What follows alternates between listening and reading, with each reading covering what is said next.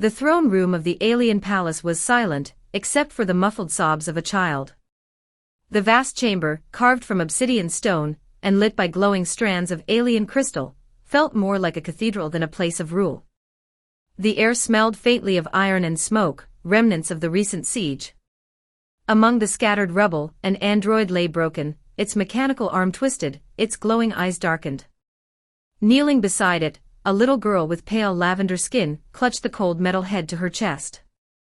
Her tears streaked down her cheeks, falling on the lifeless machine. She whispered to it as if it were alive, "Please, wake up. Don't leave me." The guards who lined the throne room shifted uncomfortably. They were warriors bred for obedience, armored in plates that shimmered like scaled beasts, yet none dared to comfort the child. For she was the Empress's ward, some whispered her daughter, some whispered her heir. Whatever she was untouchable. And so her sobs filled the silence, echoing off the black walls. That was when he entered, the human. His steps were unsteady, not because of fear, but because the eyes of the entire court burned into his back. He was an outsider, a man from a world these aliens mocked as fragile. A deathworlder, they called his species, but always with disdain.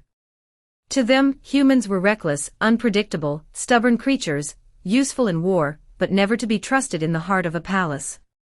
He should not have approached the child. He should not have stepped into the circle of her grief. Yet something in her sobs pierced through the walls of protocol and fear. He knelt, lowering himself beside her, ignoring the hiss of a dozen guards readying their spears. His hands, scarred from work and survival, reached toward the broken android. "Don't cry, little one," he said softly, his voice carrying strangely in the silence. "I'll fix your android."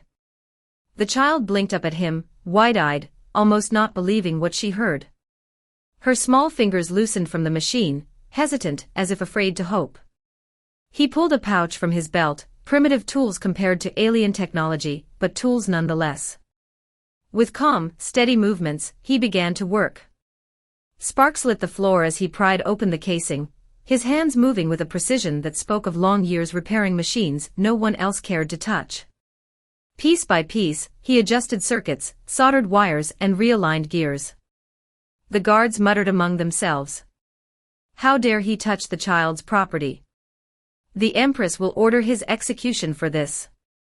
It is forbidden. Yet no one moved to stop him.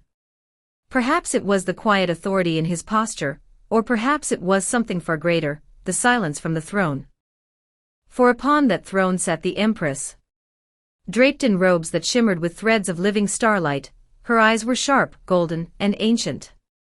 She was a ruler whose voice could command fleets, whose enemies trembled at the mere mention of her name. And yet, she did not speak. She simply watched. Her lips curved ever so slightly, almost invisible, as if she had seen something no one else in the room could see. The android flickered. Its eyes glowed faintly, sputtering, before burning steady once more. The child gasped in joy, clutching it as it whirred weakly to life. The human wiped the sweat from his brow, allowing himself the faintest smile. "There," he whispered. "Good as new." The android buzzed, its mechanical voice croaking out a broken but recognizable phrase, "I am here." The child laughed through her tears, hugging it tightly. A ripple spread through the throne room.